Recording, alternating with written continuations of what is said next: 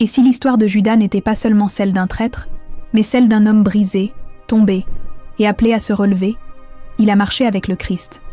Il a vu les miracles. Il a entendu l'amour pur de la bouche même du Fils de Dieu. Et pourtant, il l'a trahi. Mais que s'est-il passé après? Après le baiser, après la corde, après le silence. L'histoire que vous allez entendre n'est pas une légende.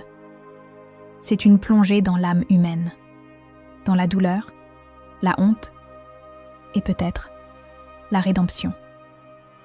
Car si l'amour de Dieu est infini, alors aucun cœur n'est perdu à jamais. Voici le cri de Judas, un voyage au plus profond des ténèbres, à la rencontre d'une lumière que même la trahison ne peut éteindre.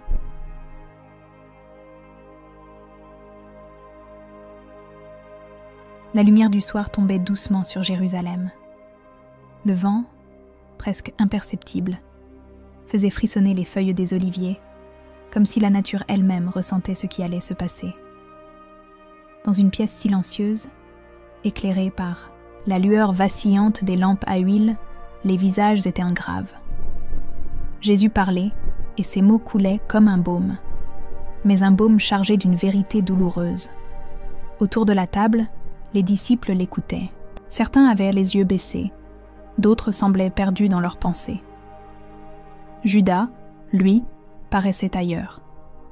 Son regard fuyait. Il tenait entre ses doigts un morceau de pain qu'il n'osait porter à ses lèvres. « L'un de vous me trahira. » Le silence se brisa comme du verre sous un pied trop lourd. Les cœurs s'arrêtèrent un instant. Pierre se redressa. Jean se pencha discrètement vers le maître. « Seigneur, qui est-ce » demanda-t-il. Jésus tendit un morceau de pain trempé, le regarda droit dans les yeux et le donna à Judas. Ce simple geste, tendre du pain, devint une épée dans l'âme de l'Iscariote. Ce n'était pas un reproche, c'était une offrande, une dernière porte ouverte, mais il avait déjà choisi. Il se leva brusquement. La pièce sembla se refroidir. Jésus le regarda encore, une dernière fois, sans colère, avec tristesse, et un amour silencieux. Judas sortit. Dehors, la nuit était tombée, et il faisait froid, pas dans l'air, mais dans son cœur. Il traversa les rues étroites, le pas pressé, évitant les regards, fuyant quelque chose qu'il portait pourtant à l'intérieur. Il entra dans la cour des prêtres. Les pièces d'argent brillaient sur la table. Il les toucha du bout des doigts. Le marché était conclu. Le plan devait se réaliser cette nuit. Les soldats seraient prêts. Mais au fond de lui, quelque chose résistait. Une voix, douce, presque lointaine, qu'il tentait d'étouffer. Une voix qui disait « Tu peux encore reculer ». Mais l'orgueil, la colère, la confusion, tout était mélangé. Il n'écoutait plus cette lumière intérieure. Il n'écoutait que le tumulte. Et puis, au jardin. Lieu sacré. Lieu de prière. Gethsémani. La scène se déroula comme dans un rêve, ou un cauchemar. Les torches dans la nuit, les pas lourds, les soldats en armes, le bruit des épées contre les fourreaux, et Jésus, debout, paisible. Judas s'avança. Chaque pas lui brûlait les pieds. Chaque battement de cœur résonnait, comme un tambour de guerre. Il s'approcha. Le monde entier sembla se suspendre. Il posa sa main sur l'épaule du maître et l'embrassa. Un baiser, simple, silencieux, chargé de douleur. « Mon ami », dit Jésus. Ces deux mots, « mon ami », tombèrent sur Judas comme un éclair dans une nuit sans lune. Il ne s'attendait pas à ça, pas à cette douceur, pas à cette reconnaissance, même après l'offense. C'était comme si le ciel lui disait « Il n'est pas trop tard ». Mais il était trop tard. Les soldats s'emparèrent de Jésus. Pierre réagit, l'épée au poing. Le chaos éclata, mais Jésus resta calme. Il leva la main, il ne résista pas, il se laissa emmener, comme un agneau. Judas recula, il n'avait pas prévu ça. Il pensait que Jésus se défendrait. qu'il se libérerait, qu'il échapperait à la mort, qu'il prouverait, une fois de plus, sa puissance. Mais non, il le laissait faire, et alors, un vide immense envahit l'âme de Judas, un vertige intérieur, un gouffre. Il n'était plus qu'un homme seul, avec une bourse pleine et un cœur vide. Et ce regard que Jésus lui avait lancé, sans haine, avec amour, ce regard ne le quitterait plus. Alors qu'on emmenait le Maître, alors que les disciples fuyaient, alors que la nuit refermait ses ténèbres, Judas restait là, figé, perdu entre deux mondes. Celui qu'il avait trahi et celui qu'il n'arrivait plus à supporter. Et tandis que les pas s'éloignaient et que les torches s'éteignaient une à une, le silence s'abattit. Mais pas en lui. À l'intérieur, une tempête commençait à hurler. Et cette voix, qu'il avait tenté d'ignorer, reprenait de plus en plus de force. Le matin s'était levé sur Jérusalem, mais pour Judas, il n'y avait plus de lumière. Le soleil brillait, les oiseaux chantaient, les marchands installèrent leurs étals. Mais lui n'entendait plus rien. Il marchait seul, comme une ombre, vivante. Dans sa main, la bourse pendait, lourde, trop lourde. 30 pièces d'argent, le prix d'un innocent, le prix d'un frère. Il avait trahi le seul homme qu'il avait aimé sans condition. Et ce n'est qu'aujourd'hui, maintenant que c'était fait, que cette vérité s'imposait avec toute sa brutalité. Il errait dans les ruelles, les épaules basses, le visage pâle. Les gens le croisaient sans le reconnaître, mais lui sentait que tout le monde savait. Chaque regard croisé était un jugement silencieux. Chaque bruit était une accusation, et surtout, chaque tintement des pièces contre la bourse était comme un cri dans sa tête. Traître, traître, traître. Il revint là où tout avait commencé, le temple.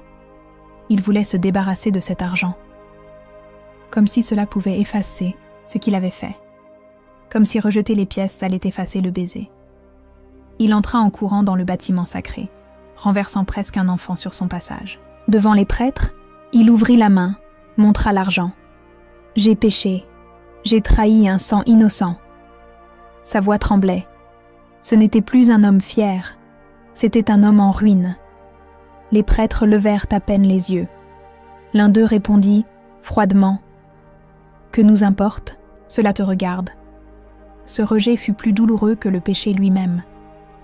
Lui qui pensait trouver dans le temple un lieu de refuge, une solution, une rédemption rapide, ne trouva que des murs froids et des cœurs de pierre. Alors, dans un geste, désespéré, il jeta les pièces. Elles roulèrent sur le sol sacré, certaines rebondissant contre les marches, d'autres s'arrêtant contre les sandales d'un prêtre. Le bruit des pièces tombant fut terrible, un son métallique, mais pour Judas, c'était le fracas de son âme qui se brisait. Il sortit en courant. Ses mains tremblaient, son souffle était court. La ville tournait autour de lui. Les rues étaient floues, les visages déformés, son cœur battait trop fort. Il n'était plus dans son corps. Il n'était plus dans ce monde. Il marcha, sans savoir où, jusqu'à atteindre un lieu désert. Un champ. Un endroit abandonné. Comme lui. Il s'effondra au sol, pleurant, gémissant. Le nom de Jésus revenait à ses lèvres. Mais cette fois, ce n'était pas un nom qu'il vendait. C'était un nom qu'il suppliait. « Pardon. »« Ah, murmura-t-il. » Mais la culpabilité, quand elle n'est pas comprise, devient un poison. Et Judas, qui n'avait jamais appris à se pardonner, se laissa consumer. Dans cet instant de solitude extrême, il chercha une issue, une échappatoire. Il ne voulait pas fuir les conséquences. Il voulait fuir lui-même. Il trouva une corde. Son regard se perdit vers le ciel, mais il ne vit pas les étoiles. Il ne vit pas la lumière. Il ne vit que l'obscurité de sa faute. Il monta, un arbre, une branche, et au dernier instant, au tout dernier souffle, il pensa à son regard, celui de Jésus, celui qui ne l'avait pas jugé, celui qui l'avait appelé « mon ami ». Une larme coula, et l'obscurité l'enveloppa. Mais ce n'était pas la fin, car quelque part, entre ce monde et l'autre, entre le visible et l'invisible, l'histoire de Judas ne faisait que commencer. Et là, dans les profondeurs où peu osent regarder, une lumière, faible, mais réelle, commença à frémir.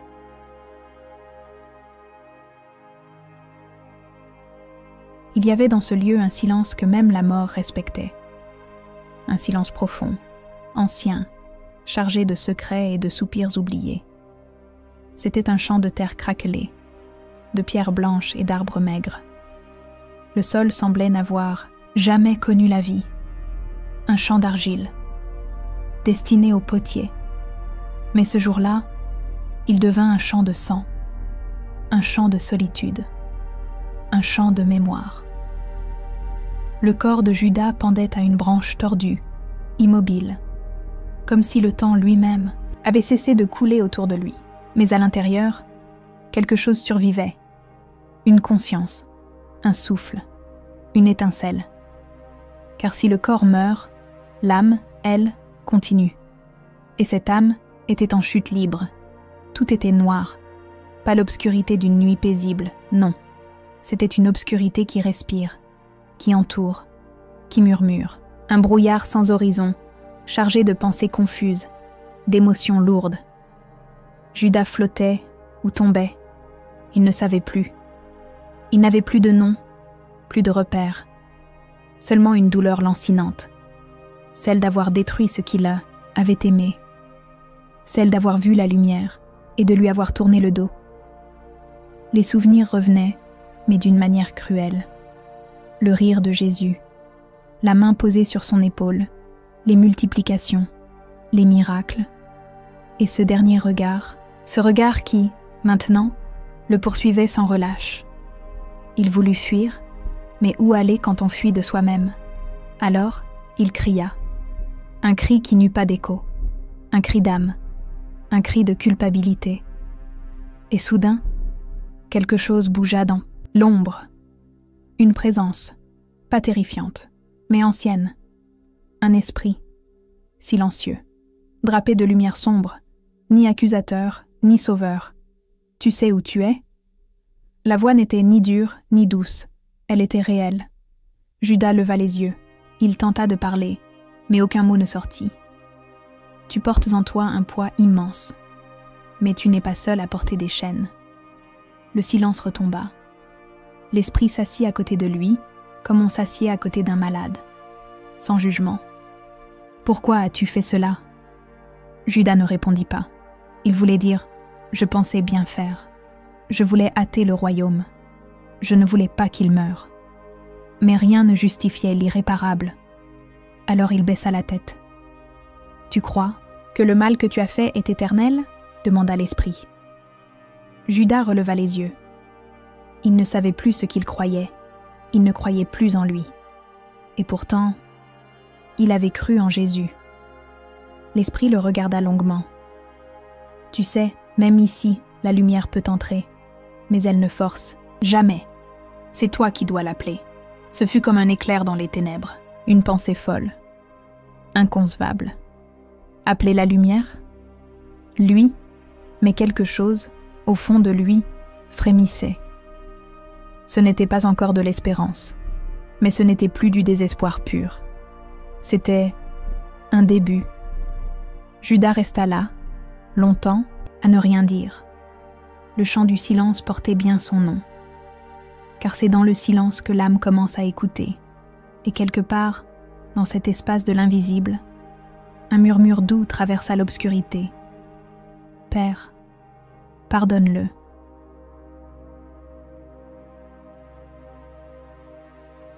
Un souffle léger se leva dans ce lieu sans temps. Pas un vent, mais une vibration. Comme si les profondeurs s'agitaient, troublées par une présence qui refusait de disparaître. Judas se tenait là, debout, ou peut-être flottait-il. Dans ce monde, les repères étaient mailles brouillés, le champ avait disparu. Il n'y avait plus ni sol, ni ciel, seulement un espace suspendu entre la douleur et le souvenir. Et les souvenirs revenaient avec force. Le rire de Jean lorsqu'il racontait des histoires d'enfance. Les mains calleuses de Pierre, toujours prêtes à protéger. La voix douce de Marie, qui chantait parfois lorsqu'ils passèrent la nuit en prière.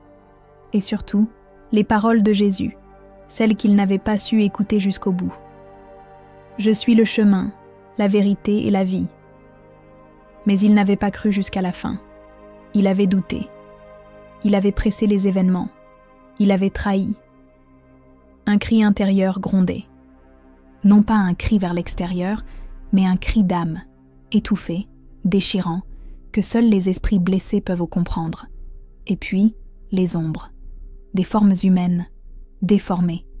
Certaines accroupies, d'autres rampant, d'autres figées, dans une éternelle angoisse.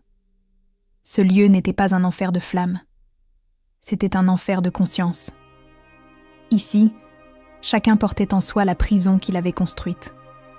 Des hommes, des femmes, des jeunes et des vieux, tous perdus dans leur propre nuit, Judas Lévi. Il ne savait pas qui ils étaient, ni ce qu'ils avaient fait. Mais il les reconnut dans leur détresse, car c'était la sienne aussi. Et puis, il l'entendit. Une voix, d'abord faible, puis plus claire. Judas. Il se retourna. Personne. Judas. Il recula, hésitant. La voix venait de l'intérieur. Elle n'accusait pas. Elle appelait. Il se mit à marcher, lentement, dans cet espace brumeux. À chaque pas, les échos se multipliaient. Des phrases de Jésus qu'il avait entendues 1000 fois, mais jamais vraiment comprises. Celui qui vient à moi, je ne le rejetterai pas. Il y a plus de joie dans le ciel pour un seul pécheur qui se repent. Je suis venu chercher ce qui était perdu. Perdu. Oui, il l'était. Mais peut-être pas oublié. Alors qu'il avançait, une lumière faible apparut au loin, pas éclatante, pas aveuglante, juste assez pour qu'il la voie. Une lumière qui n'avançait pas vers lui, mais qui l'attendait. Judas s'arrêta. Il ressentit soudain un poids immense, pas sur ses épaules, mais dans son cœur. Ce n'était pas la peur, c'était la honte. La honte de se présenter devant la lumière quand on a trahi l'amour. Et c'est alors qu'il entendit une autre voix. Le pardon n'est pas un effacement, c'est un chemin. C'était le même esprit qu'il avait accueilli dans les ombres. Il se tenait derrière lui, calme, sans menace. Tu ne peux changer le passé, mais tu peux décider ce que tu feras de ce qui te reste. Il ne me reste rien, murmura Judas. Il te reste ton âme. Un silence profond suivit. Puis le guide dit encore : si tu veux avancer, même un pas, tu dois appeler celui que tu as trahi. Pas pour qu'il vienne, il est déjà là, mais pour que toi, tu le vois. Judas ferma les yeux. Et pour la première fois depuis longtemps, il pria, pas avec les mots d'un apôtre, mais avec les sanglots d'un homme qui avait touché le fond. Un murmure, un souffle, un simple « aide-moi ». Et la lumière, lentement, se fit un peu plus proche.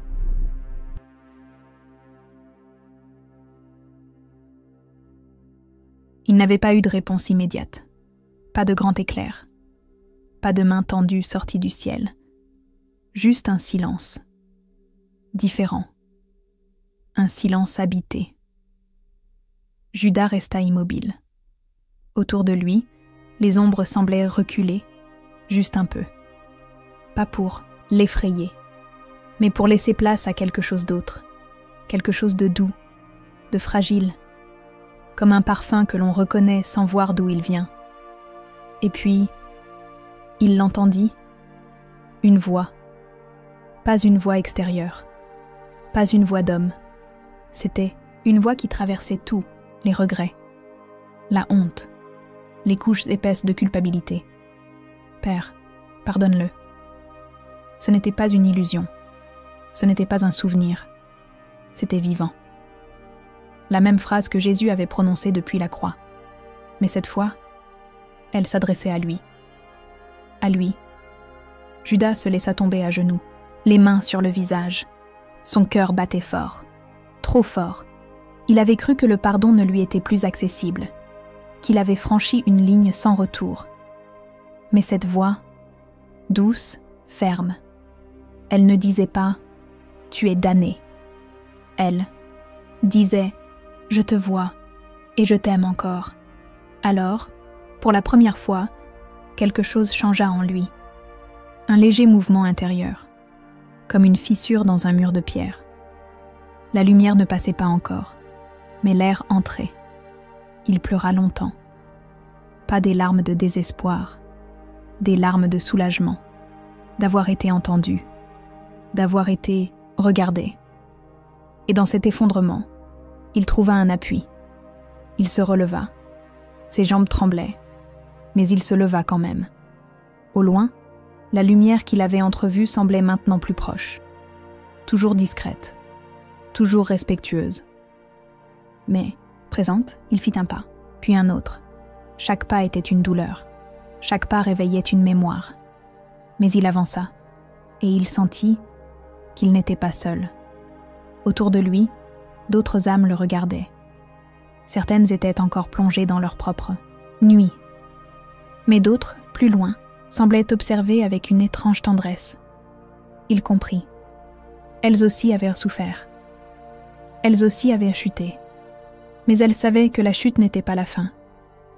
Une chaleur discrète grandissait, en lui, comme si une présence marchait à ses côtés. Il ne la voyait pas encore, mais il la sentait. Et alors que ses pas le menèrent vers un horizon inconnu, une nouvelle angoisse monta en lui. Il se souvenait de leur visage, de leurs regards, de ceux qui l'avaient trahi par son geste. Et un nom surgit dans son esprit comme une gifle. Pierre, le frère, le colérique, le fidèle, celui qui avait aussi chuté, mais d'une autre façon. Judas sentit son souffle se couper. S'il devait les affronter, que dirait-il? Lui pardonnerait-il aussi? Il ne savait pas. Mais il savait qu'il devait continuer. Et au loin, une silhouette se dessina, pas encore claire, mais familière, un regard intense, un cœur blessé, mais ouvert. Pierre.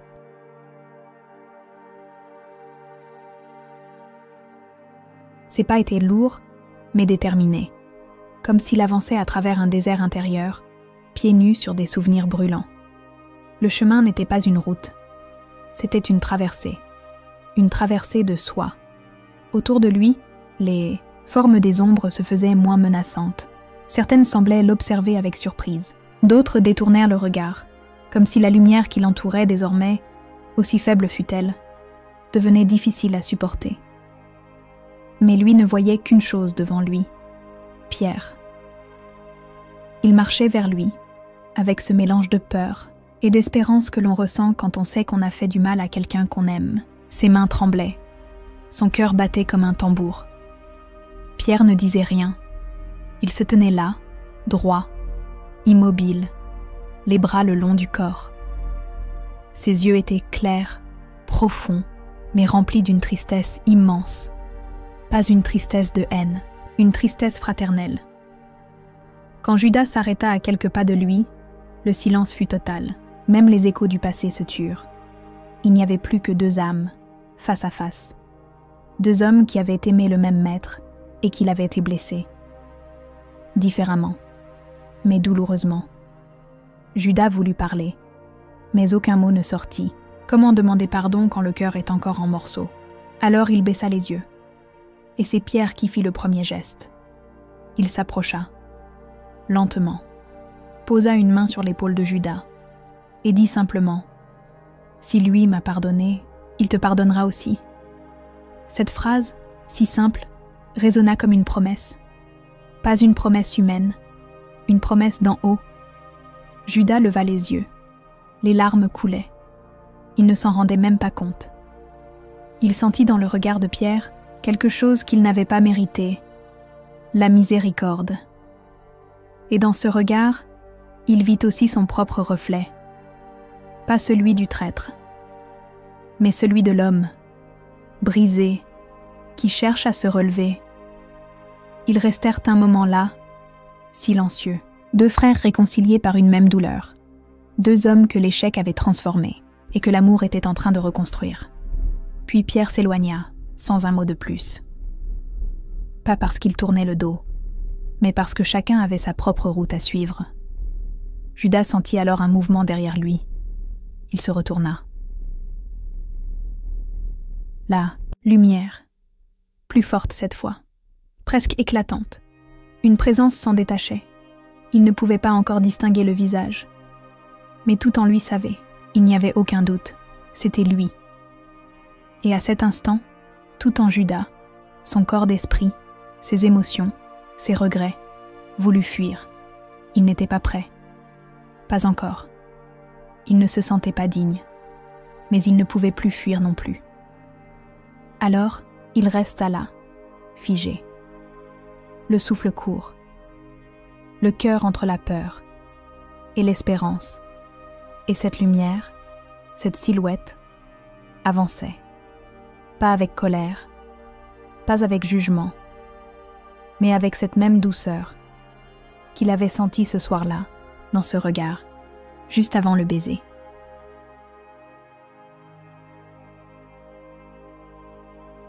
Judas se tenait immobile. La lumière, douce mais puissante, baignait l'espace. Il voulait avancer, mais ses pieds ne répondaient pas. Il voulait fuir, mais quelque chose de plus fort que la peur l'enracinait. Il regarda autour de lui, l'endroit avait changé. Les ombres s'étaient effacées. Il était maintenant dans un lieu clair, vaste, sans murs, sans cieux, mais plein de présence. Un espace fait de silence et de vérité. Un lieu où rien ne pouvait être caché et, là, devant lui, marchant doucement, Jésus. Pas dans sa gloire royale, mais dans cette tendresse silencieuse qui avait toujours bouleversé Judas. Ses pieds nus effleurèrent le sol, ses vêtements semblaient faits de lumière douce, et son regard, Judas n'osa pas le croiser. Il baissa les yeux, mais il le sentit. Ce regard, ce même regard qu'il avait reçu au jardin, juste après le baiser. Ce regard qui disait « Je te connais, je te vois, et je t'aime encore ». Tout en lui voulait crier, mais c'était un cri intérieur, sans mots. Un cri de pardon demandé, mais jamais osé. « Judas ». La voix était paisible, aucune dureté, aucune ironie, juste un appel. Judas leva lentement les yeux, et il croisa enfin ce regard. Il s'attendait à y voir la croix. Il s'attendait à y voir le sang, les clous, les larmes de Marie, les coups des soldats. Mais il n'y avait que la paix. Jésus ne lui dit pas « Pourquoi as-tu fait cela ?» Il ne lui rappela pas ses fautes. Il n'exigea aucune justification. Il le regarda comme un père regarde un fils égaré, comme un frère accueille celui qui revient du désert. Et dans ce regard, Judas vit tout ce qu'il avait ignoré, la patience, la compréhension, la miséricorde et cette vérité immense. Jésus ne l'avait jamais abandonné. Alors, enfin, il tomba à genoux, pas par peur, mais parce que ses jambes ne pouvaient plus porter tant d'émotions. Il se mit à pleurer. Mais ce n'étaient plus les larmes de la honte, c'étaient les larmes de l'âme, qui se libèrent. « Je ne mérite pas ton pardon », murmura-t-il. Mais Jésus, doucement, s'approcha. Il posa une main sur son épaule et dit simplement « Tu ne le mérites pas, mais je te l'offre quand même. » À cet instant, tout en Judas se brisa. Mais ce n'était pas une destruction, c'était une renaissance. La lumière entra dans les fissures. Les chaînes intérieures tombèrent, une à une. Le poids s'allégea, le souffle devint plus profond. Et dans cette clarté nouvelle, Judas sentit quelque chose d'encore plus fort. Un appel. Jésus le regarda encore, avec la même intensité, et dit « Viens, ta route ne s'arrête pas ici. » Judas releva, la tête surpris. « Moi, après tout ce que j'ai fait ?» Mais le Christ ne répondit pas. Il marcha simplement, et Judas le suivit, car parfois, il n'y a pas de mots. Il n'y a que la marche, le silence, et cette certitude intime que l'amour ne laisse jamais personne derrière.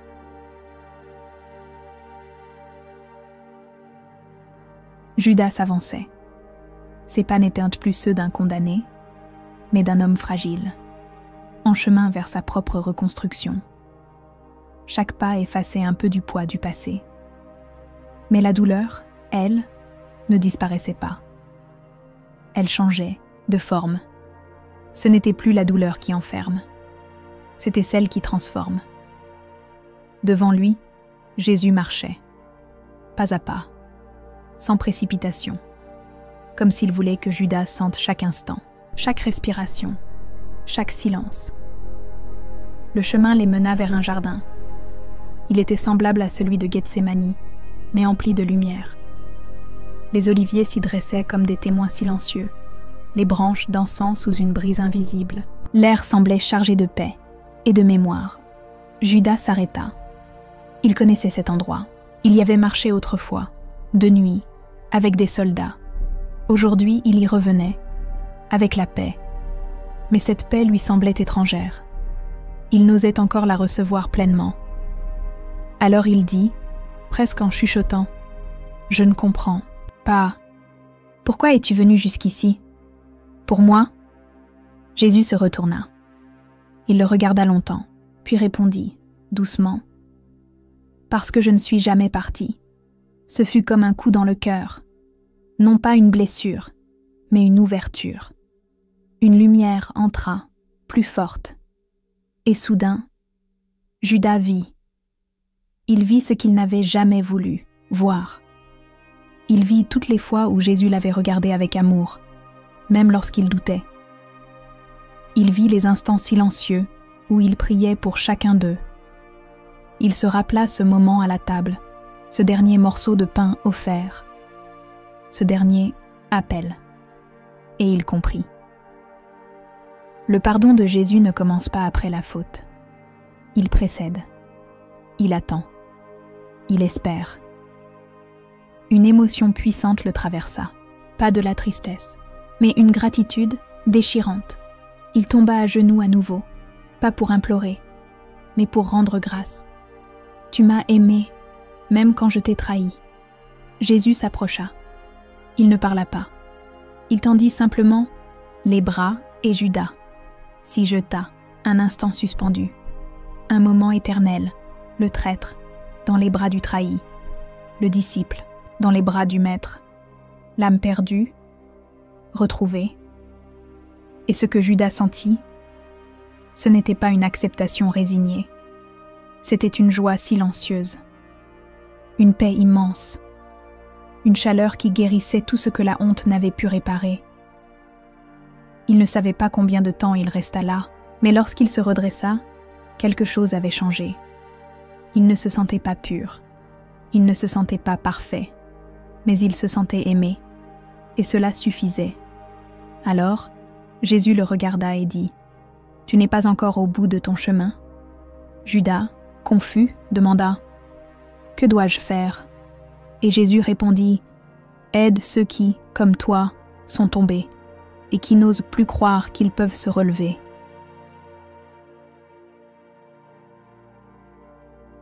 Judas était debout, les épaules plus droites, le regard moins fuyant. Il n'avait plus honte de respirer. Il n'était plus le même, mais il ne se sentait pas encore entier. Il portait toujours les traces de ce qu'il avait été, de ce qu'il avait fait. Des cicatrices profondes qui ne s'effacent pas, mais qui, désormais, ne le détruisaient plus. Elles devenaient le début d'un chemin. Jésus lui avait confié une mission, non comme une punition, mais comme un cadeau, un acte d'amour. Alors Judas suivit ce nouvel appel. Le décor autour de lui changea encore. Il fut conduit dans un lieu étrange, une sorte de vallée suspendue entre deux mondes, ni sombre, ni lumineuse. Un espace d'attente, et de guérison. Là, des âmes s'agitaient. Certaines pleuraient en silence, d'autres criaient leur colère. Beaucoup étaient assises, recroquevillées, enfermées dans leur propre douleur. Des hommes, des femmes, des jeunes, des vieillards. Tous avaient chuté, tous s'étaient perdus. Beaucoup s'étaient condamnés eux-mêmes, bien plus durement que le ciel ne l'aurait jamais fait. Judas s'approcha d'une âme accroupie, tremblante.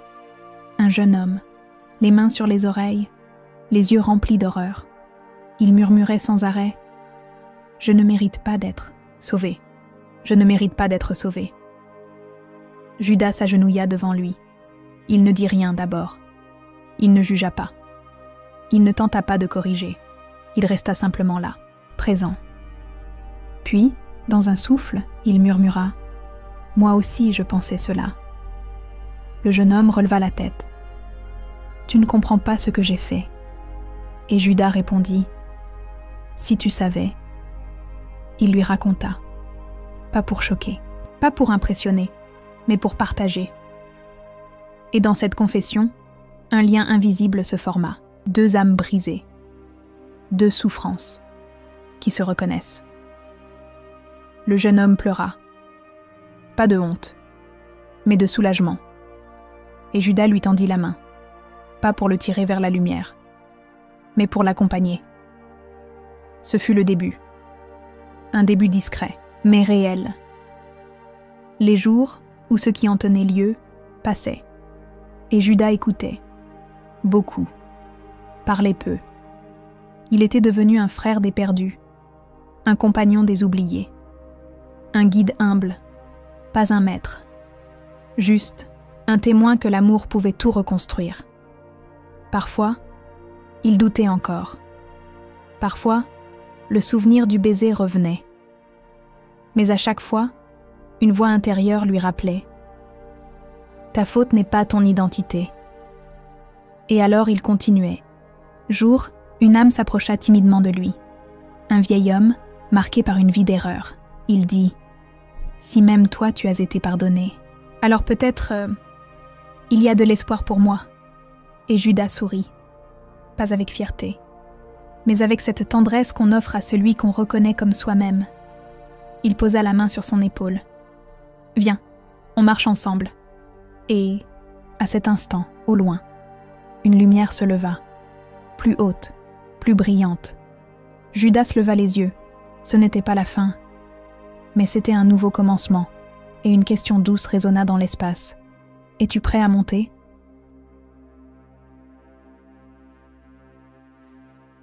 Le moment était venu. Judas leva les yeux vers la lumière qui s'élevait au loin. Elle n'était plus floue. Elle n'était plus lointaine. Elle l'appelait. Mais ce n'était pas une lumière qui forçait. C'était une invitation. Douce, respectueuse, puissante. Il sentit en lui quelque chose de nouveau, une légèreté. Comme si, pour la première fois, il pouvait respirer sans que chaque souffle ne soit une punition, comme si son âme s'ouvrait. Autour de lui, les âmes qui l'avaient aidé formaient un cercle silencieux. Elles le regardaient avec reconnaissance. Non parce qu'il les avait sauvés, car chacun ne se sauve que par soi-même, mais parce qu'il avait marché avec elles, parce qu'il avait tendu la main alors qu'il avait, lui aussi, été brisé. Et c'est dans ce cercle d'âmes guéries que Judas comprit enfin. Son cri de culpabilité avait été transformé en semence de pardon. Sa chute n'avait pas été vaine. Elle était devenue une porte, pour d'autres, pour lui-même. Il regarda ses mains. Elles ne tremblaient plus. Elles n'étaient plus marquées par la trahison. Elles étaient marquées par l'amour qu'il avait choisi de donner après l'échec. Il se retourna une dernière fois vers la vallée, et il remercia, pas pour ce qu'il avait vécu, mais pour ce qu'il avait compris en le vivant. Alors, il fit un pas, puis un autre. La lumière s'élargit, et il entra. Pas comme un saint, pas comme un héros, mais comme un fils qui rentre à la maison. Des voix douces l'accueillirent. des mains invisibles l'enveloppèrent, et une paix jamais connue descendit en lui comme une pluie chaude après la sécheresse. Il ne ressentait plus le besoin de s'expliquer, plus le besoin de se justifier. Il était là, il était vivant, et il était aimé. Au loin, il vit la croix. Non, plus comme un instrument de souffrance, mais comme un trône d'amour. Elle brillait, et ses bras de lumière semblaient s'ouvrir pour lui aussi. Il comprit que le pardon n'était pas une exception, c'était la loi la plus haute du ciel, celle qui redonne un nom à celui qui l'a perdu, celle qui ressuscite les âmes avant, même la mort. Et dans le silence le plus pur, une voix résonna une dernière fois. Tu étais perdu, et tu as été retrouvé.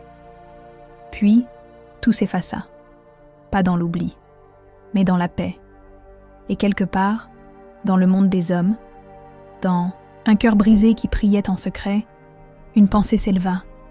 Si même Judas a été aimé jusqu'au bout, alors moi aussi je peux espérer.